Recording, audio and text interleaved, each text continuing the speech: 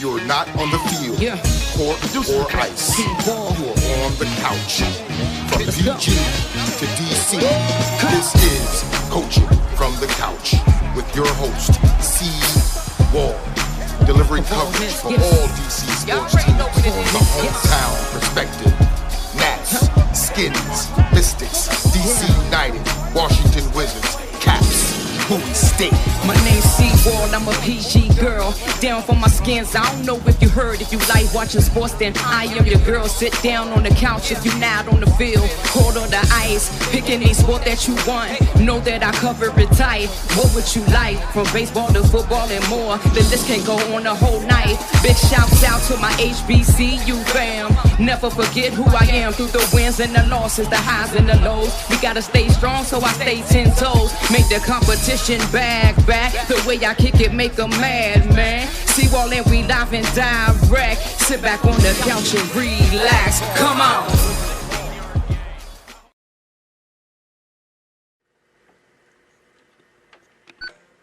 Happy Thursday, everybody. Welcome, yes, to Coaching from the Couch, where there's no couch. Because I can't hear this shit. And someone asked me the other day, they were like, well, when you gonna get a couch? Listen, go ahead and speak that thing into existence, because I will have one, all right? But for now, while you're on your couch and we're sitting in these chairs acting like we're all on the couch together with you, we're gonna go with it. So listen, you guys, if you saw my video before the show, you already know that I'm all the way hyped about today's show. Of course, before I get started, I have to tell you all who's in the studio with me. So we have CWall team members Joy and Sabrina, them 87 TV Network. It's Holly and Gerard. So look, we got a full house in here. It's not just me. So if you see anybody laughing at me, or hear anybody laughing at me rather, then it's one of them. But while we getting started, make sure you all are sharing the show with your DC sports loving family and friends. Listen, it's kind of like DVR. You can always go and watch it later, right? But it's a lot more fun when we get into this thing all together live, okay? So let's go ahead and get started. I wanted to go and try to see who was online, but I'll shout a few folks out in just a moment. Let's get started. I need to shout out my Bowie State University Bulldogs. See, I talk about Maryland, but I'm going to get around to everybody. I promise you.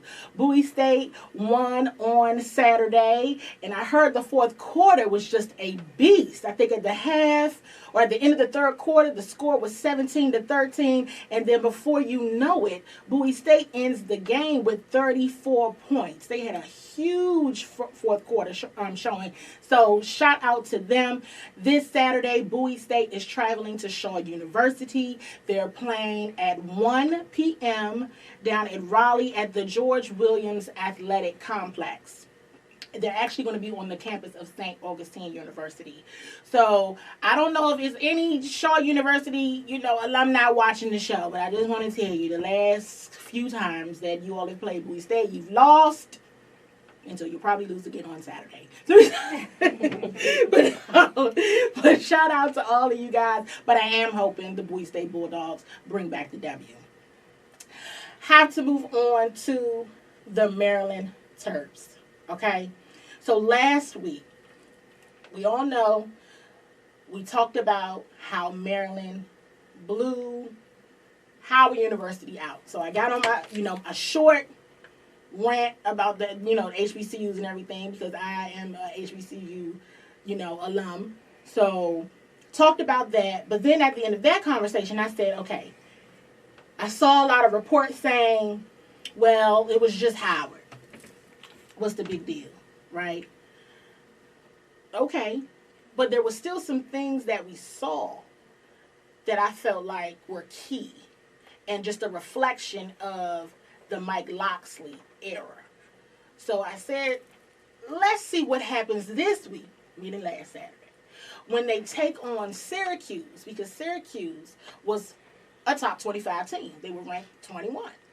So I said, okay, let's see what they do versus Syracuse. So let me tell you something. the Terps beat them. They beat them down too. Okay, we might be on to something. We might be on to something. The Terps, I had the number here. They have in their first 2 games 142 points. Okay, so offensively, they just going bonkers out there. Let's just say that. They have Temple this weekend. I anticipate every game to be a good game. Some people say, well, that game doesn't matter. This game, all games matter. So I'm really thinking, everybody. Now this week, Maryland is in the top 25. Maryland, now they're number 21. They're catching some eyes. They're catching some sights here. Keep your eyes open for the Maryland Terrapins, you guys. I'm telling you, they might be on to something. It's early, I know. They're just, 2-0, and I know. And some people will say, well, the first game, that was just Howard. The second game, well, Syracuse shouldn't have been in the top 25 anyway. Well, at the end of the day, guess what? They were, and Maryland beat them down. So, hey, look out for the Terps. We're going to keep our eyes open. We're going to keep our eyes open. Really already just totally enjoying what Coach Loxley is doing over there. So we're going to keep all of that energy going because you really never know. It could be, a joke. It could just be a smoke and mirrors. But I really don't think so, you guys. I really do think that this is indicative of what Coach Mike is bringing to the program. And I think that the players want to play. They're on board. So when you have it seems like it's all happening and it's all going together. So we're gonna keep watching. It's still early, but we're gonna keep watching and we're gonna keep enjoying every game they beat somebody down. We're gonna be happy.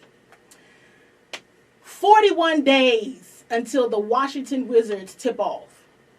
You guys, basketball season is right around the corner. Let me say, if y'all didn't know anything about me, let me just quick. Did you know about CWall? So May is my favorite month because that's when my birthday is. I know it's a little self-serving, but it is, right? Then October is my second favorite. Why? Because both of my parents' birthdays are in October. And then also in October, all of the sports are going on. This is going to be a wonderful, wonderful time. And plus it's nice, flat boots and all that with the fall season. Mm-hmm. But 41 days, count them off, until the Wizards tip off. They have training camp September 29th through October the 1st. I believe it'll be taking place in Towson, Maryland. And then the second half of training camp will be October 2nd through the 4th, right downtown. Have to shout out, who do I always have to shout out when I'm talking about the Wizards? Bradley Beal. Who else? Gotta shout out Bradley Beal for his inclusion in the Sports Illustrated Top 100 NBA Players. He's number 22. Now, I know there's a lot of talk about he's not a top 20 player. Hey, listen, I'm going to say this. Every year, he has improved in his ranking. And that's who he is. He has improved every year. So I don't see anything wrong at all with him being ranked number 22. I love it personally. And so shout out and kudos to BB3. There's also just some other notes, updates about more front office additions. Sources are saying that former NBA Executive of the Year Rod Thorne is expected to join the Wizards front office in an advisory capacity. So that's big. One day here soon, when we get a little closer to the basketball season, we're going to talk a little bit more about just the Wizards off-season moves collectively. But I really want us to kind of dig deep here soon on what they've done so far in the offseason from a front office perspective. Sometimes we forget how important, we're talking about adding players, And that's important. That is very important. Do not get me wrong. But sometimes we forget how important it is to have a strong front office and a strong leadership base. And I want to tell you something. I like what the Wizards have done to their front office. I do. I don't think we're seeing something that's, again, I don't think it's smoke and mirrors. I think they're doing what they should be doing, and that is working and getting the kinks out in that front office first. So I'm enjoying it. I'm enjoying it. I'm seeing, of course, my mom always watches the show, and I'm seeing John Adams. Hello to everybody joining. I'm going to try to shout everybody out when I get a chance, but we are right now talking about the Washington Wizards and their additions to the front office. Definitely enjoying every single bit of what they're doing, and it's a big deal. We're going to talk about that a little bit more. I'm going to jump really quick to the Caps, just to say that they have their training camp is underway. We have to shout out, I have not shouted him out before, but the Caps anthem singer, Caleb Green, he's all up on America's Got Talent. He could really sing. When he would be singing out there on the ice, I'd be like, wow, his voice is kind of angelic. Like, it's really, really nice. And so I guess on America's Got Talent, they think it's nice too. So he is, I believe, advanced to the final.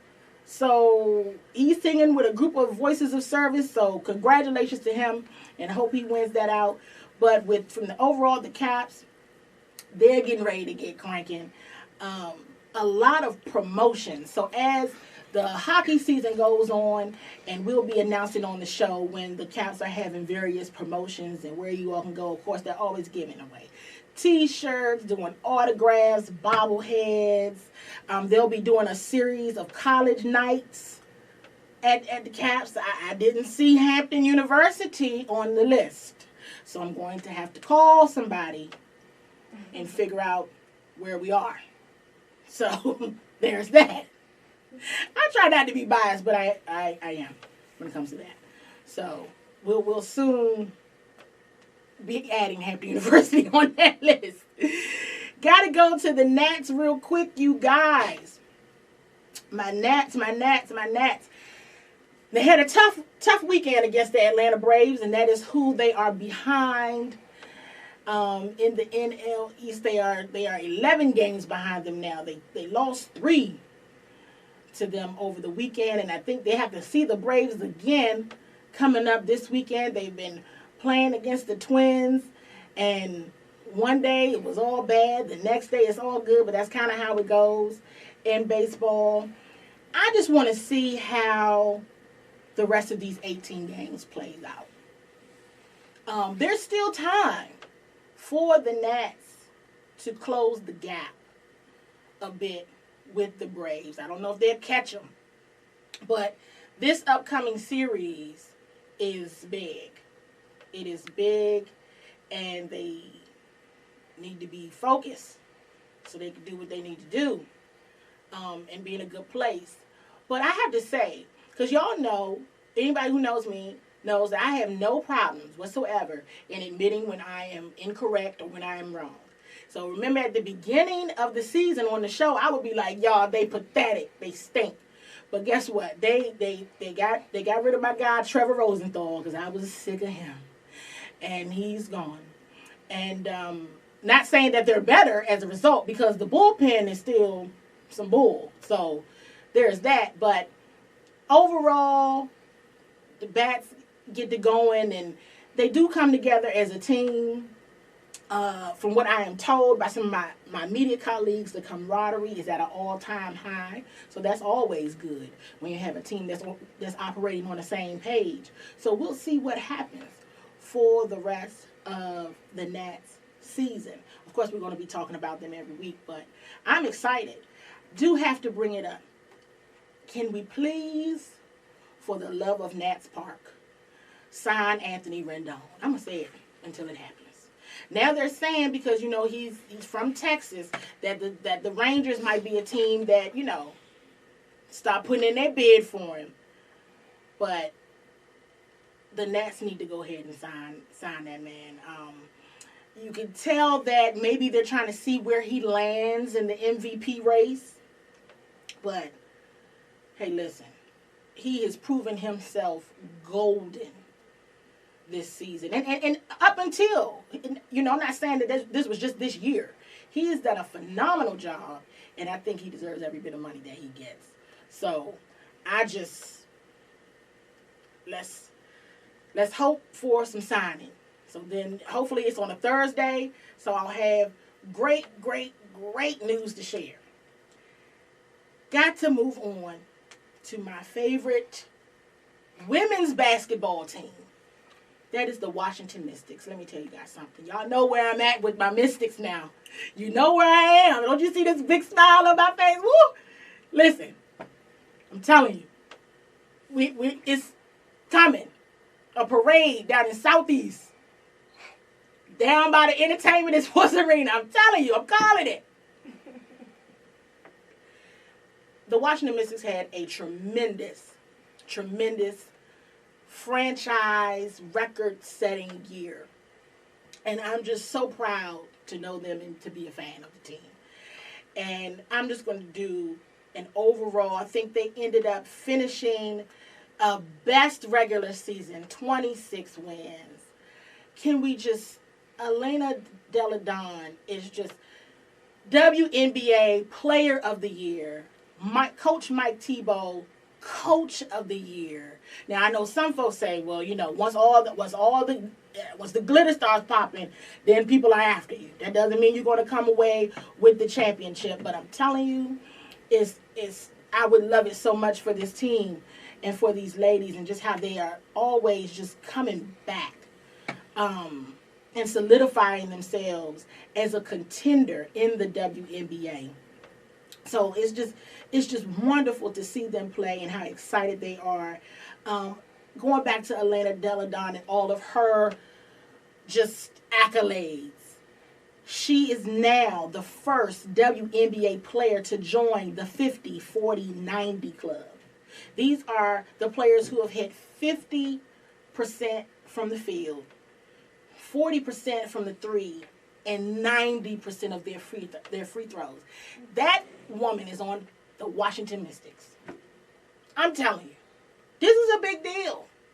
We have to continue to celebrate them. The playoffs start next Tuesday. She is I believe, only 7 other players that are in this club. Do you want to know who they are? Let me go ahead and enlighten you if you don't know. Steph Curry, Kevin Durant, Larry Bird, Mark Price, Reggie Miller, Dirk Nowitzki, and Steve Nash.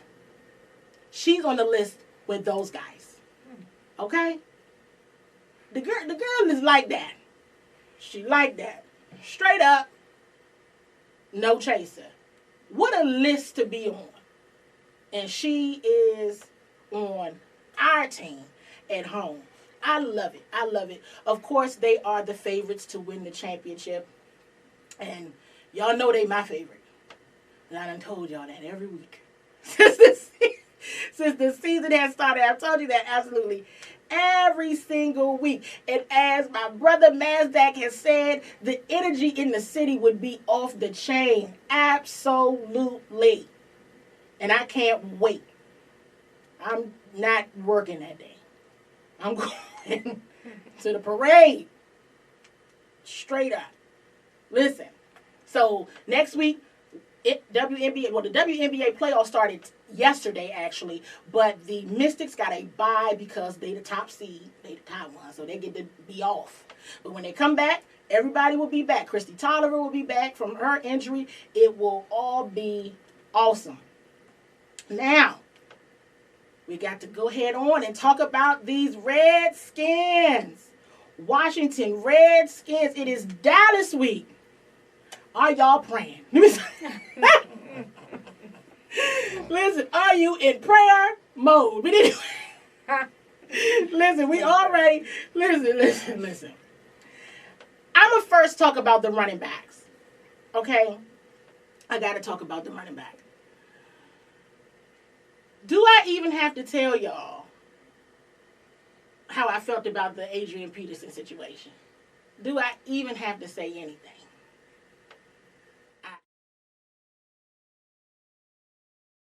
That We've completely beat that horse.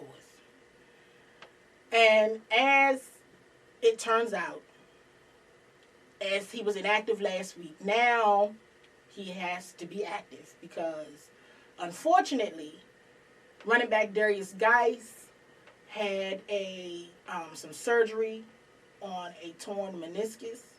Dr. Andrews completed the surgery earlier today, and he is out. You know, some reports say indefinitely, others say 6 to 8 weeks. He's out. And I want to shout him out because, funny enough, of course I see Darius at Redskins Park and everything, but he was at the Mystics game last Friday, and I had an opportunity to chat with him, and he is just a delight to talk to, not off the media, because of course I was like, it's okay, I'm not recording, we can just have a conversation. But he just wants to play football, and this one hurt. Now, he did tweet, don't feel sorry for him, don't feel bad for him. He's been doing this 15 years. He's going to be good. So, our prayers out to him. But anticipating Adrian Peterson to do what he does best, and that is run angry. So, we're going to get back to that, hopefully, in just a few. We move on to the tight ends. And I'm not certain. I know when we came into the studio, I don't believe it has been noted if Jordan Reed will play or not. I'm going to tell you this. Jordan Reed has been at practice, but in the words of Coach Jay Gruden, he's explained this 3,000 times, there is definitely a protocol that they must go through. So while he is at practice, he's there in limited fashion, and he's doing some of the team drills, or the individual position drills, but he's not in the team part of it. Everybody wants Jordan Reed to play on Sunday. They want him in full effect on Sunday. Whether or not he will be, that's an entire... He wants to be out there. So we'll see what happens. But right now, it's looking... you never know. I don't want to necessarily say it's looking bleak because he did practice last week. He was out there this week as well. He looks the same, but hey, if the concussion protocol is something very different. Want to bring up that we know that tight end J.P. Holtz was released, and then he did not clear waivers. I believe he was picked up by the Bears. I could be totally off base with that, but he was picked up. He didn't clear waivers. So today at the tight end position, the Redskins added tight end Donald Parham to their practice squad. So they do have now a tight end that if a tight end needs to be pulled up to the active roster, say Jordan Reed can't go, then you can bring Donald up. Want to shout out, as I often do, Vernon Davis, because we always talking about Jordan Reed, but Vernon Davis showed us last Sunday why he's still here. He just absolutely is, you just can't get enough of him, and everyone knows now that he was, had a heartbreaking loss, and grieving the loss of his grandfather, and just had a heavy heart that day to the point where he wasn't even sure if he was going to play. But those heroics of because even for me watching, I had to say, he just jumped over them like he wanted that touchdown bad. I was like, I was expecting him to run out. He really wanted it bad, and he got it. He fought for it, and he got it. I have heard folks say, though, and I don't know if anybody else has noticed this, that sometimes Vernon can be a little relaxed with the football. Because even then, he was holding that football in one hand. And I was like, it's all it takes is one swat of a hand, and then there goes the football flying. So I know I don't have to tell him that he needs to hold on to the ball. But he was just in one hand, and he was rolling. And so shout out to him for all that he does. The offensive line, I have to bring up the offensive line for a couple different reasons. One, of course, there was a ton of conversation about Trent Williams reporting this week. As far as I know I hadn't seen him, and I don't think he's there yet. So last week wasn't that bad. Sunday versus the Eagles, I'm going to tell you. I mean, nothing was bad really in the first half, right? Everything in the second half was what was bad. But the offensive line, it wasn't the left side that was the problem. It was, I was like, well, wait a second. The side that we weren't supposed to be so worried about is the side that's letting us down out there. I don't know how much we can continue to have this conversation because we talked about it so much last year. But the unnecessary penalties. Morgan Moses is a leader on that team. I like Morgan Moses a lot. But he gets these penalties that is, he made a comment earlier in the week to some media about having a target. The Redskins got a target on their back. Well, that's because you guys always get holding calls and people know that about you. And they're going to call it every time as a result because you're not changing your behavior in that way. Definitely this week, whatever you do, don't just give away unnecessary penalties. That way, you're letting these people just get down the field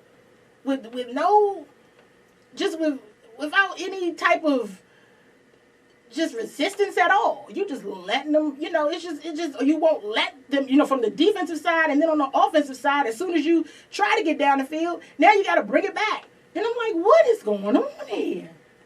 Which brings me, because I jumped my thought there, to talk about the defense. Jonathan Allen, and still no word on Jonathan Allen just yet in terms of if he will be playing. We know that the injury is not serious.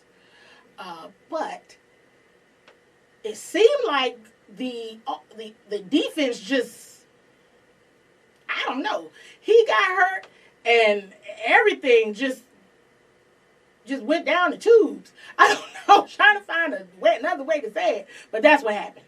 Everything went down the tubes, straight up, immediately. And I said, does he mean that much to that defense and to that line? And I want to say that the answer is yes, he absolutely does.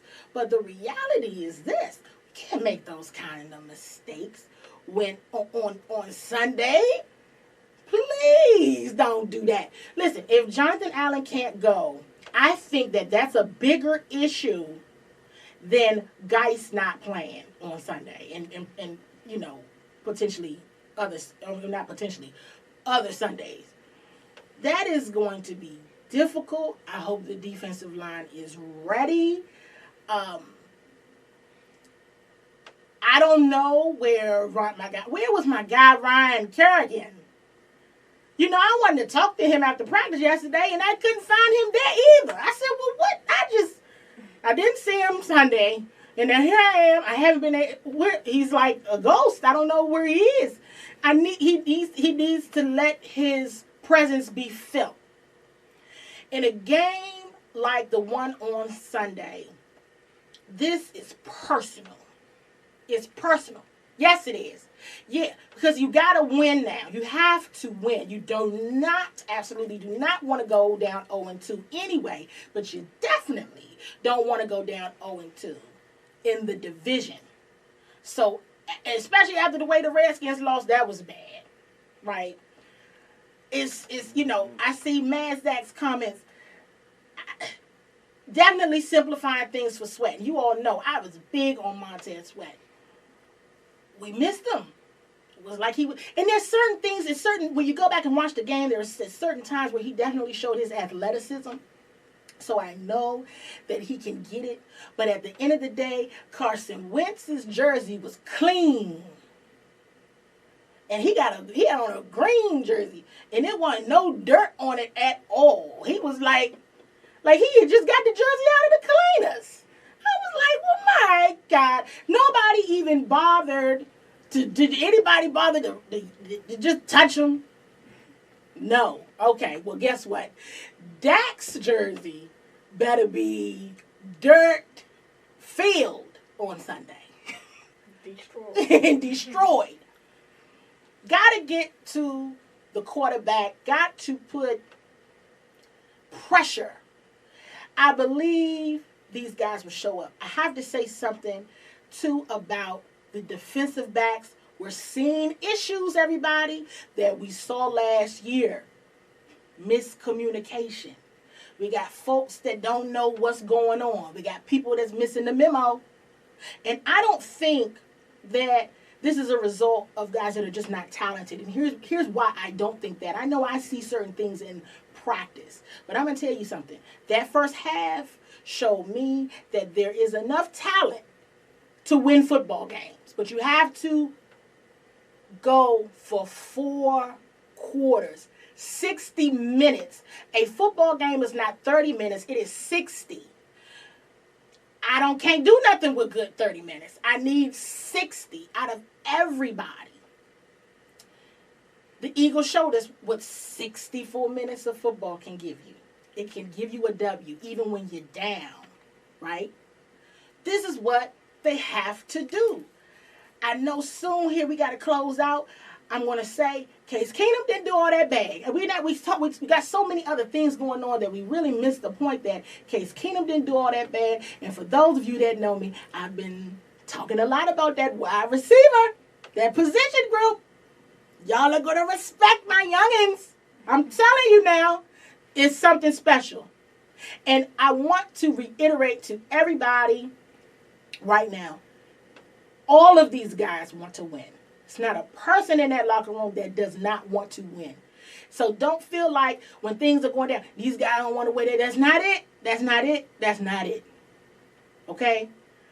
I don't know what you all think. I know I got some feedback today, but we are at the top of the hour. I got a lot of feedback today on what the Redskins need to do to win.